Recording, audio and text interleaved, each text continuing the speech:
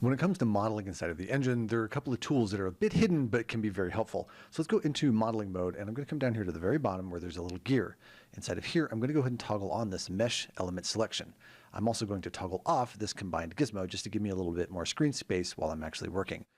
Now, what does this actually do? Well, if we go ahead and use our selection tool right here, you can see that we can, well, select objects. That's awesome. But we can also go ahead and select just the specific triangles, like so.